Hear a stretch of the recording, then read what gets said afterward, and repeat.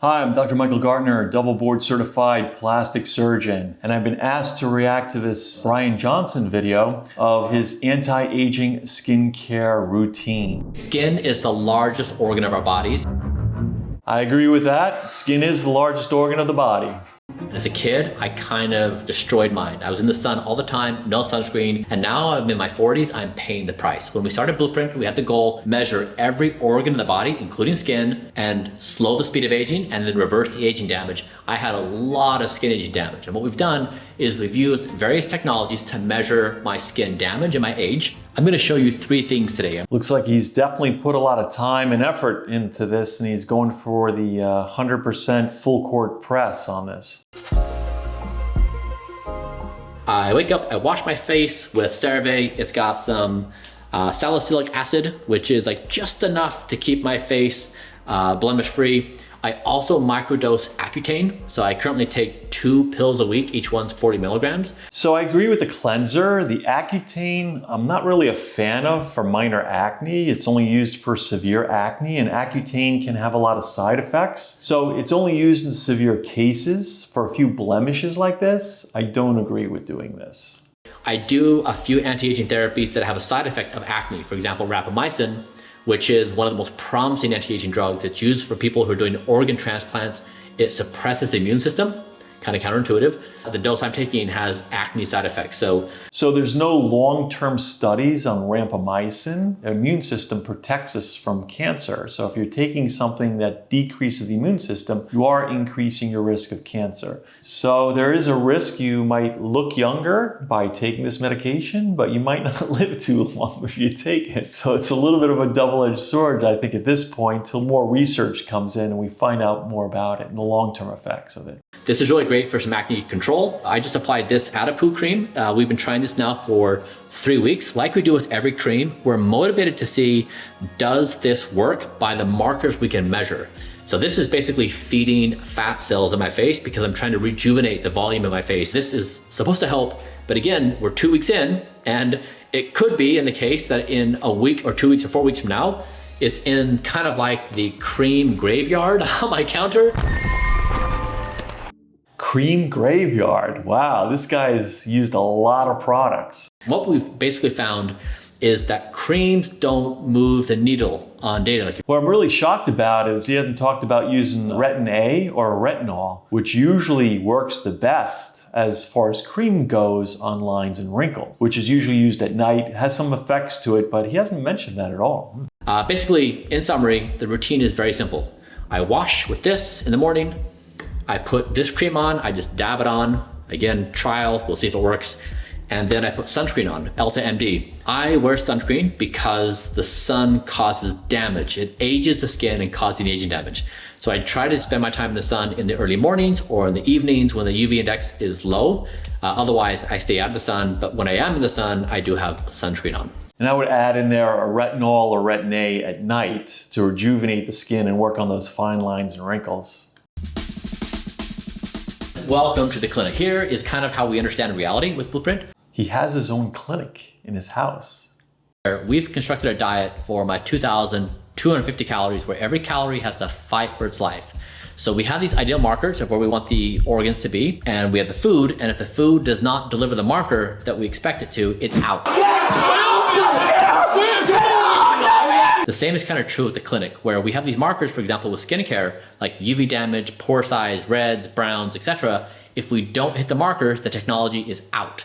And so let me show you how we do these baseline measurements. And when you're doing baseline measurements like this, using a variety of technologies and products, it's gonna be really hard to tell what hits a marker and what doesn't. Is this really working, or is it something else that's working? This device here is a clinical grade system that's typically in dermatology offices. It's called multispectral imaging, and it gives you this dashboard of, I think, 8 to 10 different biomarkers. When I started, it was pretty terrifying. I looked like a zombie face. You see all the damage. What was interesting is my son Talmadge, I had a surprise birthday party for him. All of his friends came up here. It was really kind of cool, like 16, 17-year-olds, and their skin is just beautiful. They put their faces in here and then they see their zombie face and they're like, wait a second, but my skin looks so great. I've worn sunscreen my whole life. They're just unaware that they've had so much sun damage.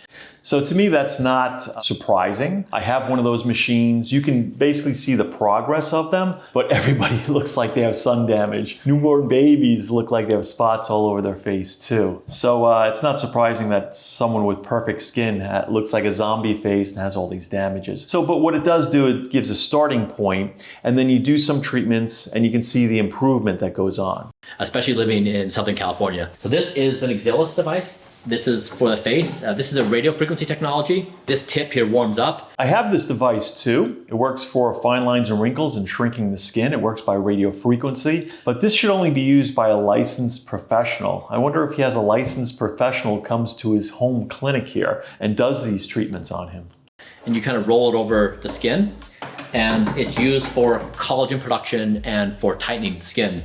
So as you age, you lose firmness of the skin and less collagen. So we're trying to revolumize. And that was in particular a problem with me because in the beginning of Blueprint, I lost a lot of facial volume due to my caloric restriction. I've since increased my caloric intake, but we've tried to increase volume. On average, your skin sags like a millimeter to a year. So over the years, this can add up. So that's where this non-invasive Exelis machine can help, improving the collagen production and tightening the skin a little bit. Usually you need like 4 treatments. It works best if you separate it 1 week apart. And then usually you see the results by 6 to 8 weeks. A year ago to now, it's a big difference. I've revolumized quite a bit. Yeah, he looks a little skeletonized there. He definitely needs to eat a little bit more. It looks like he has increased his caloric count. So whenever you get such a low caloric count, you lose the fat in your face and you look very gaunt and old. Also, we pause this because we've become very recently positive on a technology called Tixel. We don't yet own the device, we're buying it now, but that uses thermal mechanical ablation. So it uses a titanium tip and it delivers these intense pulses of heat. And we found it is safe. So we've used lasers, we've used RF. So the only thing about those devices that he mentioned, this Tixel, it does do that. It probably is a good device. I don't have that device, but what a lot of these heat devices do is they cause scarring underneath the skin. And they all have these pros and cons. There's always some nuances with the technology. Tixel, we're finding, is safe, it's efficacious, it does the same things like... Yeah, technology is evolving so fast. These machines, there's a new one every year. Firmness and collagen production. So I'm now 3 therapies in. All these things never replace a surgical result. A surgical result is much better and longer lasting. Yes, it is more expensive and has a little bit of recovery time. But in the long run, a lot of times it's cheaper than investing thousands and thousands of dollars on these non-invasive devices. We started using this device. This is BBL, also known as IPL, Intense Pulse Light. And there's different wavelengths. There's 515, 695, 800, 640. And we started doing full body treatments. There was a small study at Stanford that showed that it changed the genetic expression of skin to be dramatically younger. You have this device, the Cyton BBL. It is a great IPL device for taking away pigmentaries, dark reds, and things like that. It is a very dangerous device and should only be used by a licensed professional. It's very easy to cause the opposite damage or permanent damage to your skin with this device. It wasn't a big enough study that gave us a huge amount of confidence, but enough where we're like, you know what, let's play with this. So we started doing whole body, and it was basically effective at eliminating a bunch of the skin damage because I never had a shirt on when I was growing up as a kid. I was always burned and tanned on my upper body, and so I had a lot of skin damage on my face and my upper body, and so I've basically got my skin back to the majority of that skin damage being gone. Another device which we've used, which is kind of like it's gone in and out of our protocol, is Saluma Pro. It's a bit expensive. It's $1,500 for this, so it's kind of a big buy. So it's interesting he says that's expensive. Those other machines are, a lot more expensive. The Cyton, I can tell you, is like over $200,000. So compared to $1,500, I'm not sure why he thinks that's expensive. It has both red and blue light, and red is for collagen production and healing skin health. Blue is for acne. So I did this for a bit for blemish control when I was having side effects from some of the medications I was taking, but I no longer do it. So it kind of comes in and out of the protocol, but it's kind of hard to pinpoint because the effect is so subtle and the devices we use have such a big effect, like the Tixel system or BBL. And then finally, let me walk over here and show you this. We have stayed with red light therapy. We weren't certain whether it justified the time. I do this 3 times a week for 12 minutes. So it's a total of 36 minutes a week. And it uses both red light and near infrared, but I stand right here in between them. It's kind of a hacky setup, and it's good for skin health, for healing, for mitochondrial health. It even red light therapy has been shown to be useful for depression when it's exposed to the forehead. So there's all kinds of things that just has general health benefits. And because I do work out quite a bit, I'm pretty active, giving a little boost to my recovery. So this one we feel like. So red light therapy is a recent thing. It has been shown to have some health benefits. So I agree with doing that, especially if you're working out a lot, it can help. Okay, welcome to the kitchen.